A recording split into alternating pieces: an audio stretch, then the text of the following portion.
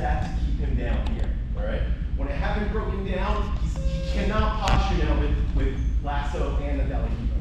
For your lasso, I want to make sure that this arm goes as deep as you can around the corner. Do not leave it here. It's worthless. In fact, it's worse than worthless. He's going to throw your leg out of the way and leg drag you, right? Bring it around the corner. I want your knuckles punching into your own thigh like this. From here, lock your elbow and have a nice strong grip, all right? Between these two things, you're in a good spot, but let's make it worse. There's a lot of attacks here, there's a lot of sweeps here, but you're gonna end up in a situation where they're gonna be able to scramble out easily. So let's really lock this down because you already have a good position, so let's make it a lot worse. So I'm gonna take this foot that was in deep de la Riva, turn for me this way. That was in deep lasso, sorry. And I'm gonna circle it in and go under his leg right here, hook it, keeping the lasso and a hook, the butterfly hook, okay? Once I have this, he's locked in, he's mine. I'm gonna release the de la Riva, go to his hip, and now look, I'm gonna turn my hip towards his leg so that my knee goes towards the ground and pull myself behind him.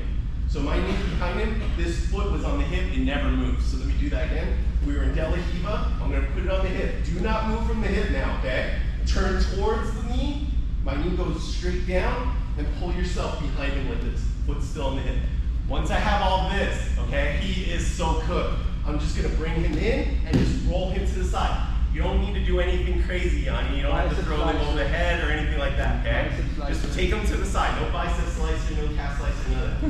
When you're here, I want you to kind of get up on your elbow, all right? For him, he's not just gonna lay down. He's gonna try to get up. But for him to get up, he needs this arm. All right, he needs to get up on that elbow. So if I let this go, he's already up and I lost everything. So do not let go of the sleeve. All right, keep the sleeve. He tries to get up, just keep pulling him down. Push him down, push him down. Clear your leg out, get to this position here. All right, keep this strong. Then you can either go right to mount or side control.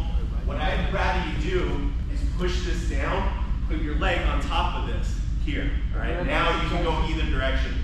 If he's really fighting you, you can always just windshield wiper to the back and get the side control this way while exposing his back and taking his back, all right? A lot of times you think they're just gonna fall and I have side control. It doesn't work that way, right? You have a fight on your hands, you might end up with nothing and then right back on top. So do the proper sequence, yes. Wouldn't that be a bicep slicer? I didn't do the bicep slicer. Yeah, but if you're putting your knee... There is a position there to do the bicep slicer, which none of you are allowed to do. I think that's one that you can't do until live up here, all right? So there's a lot of steps here.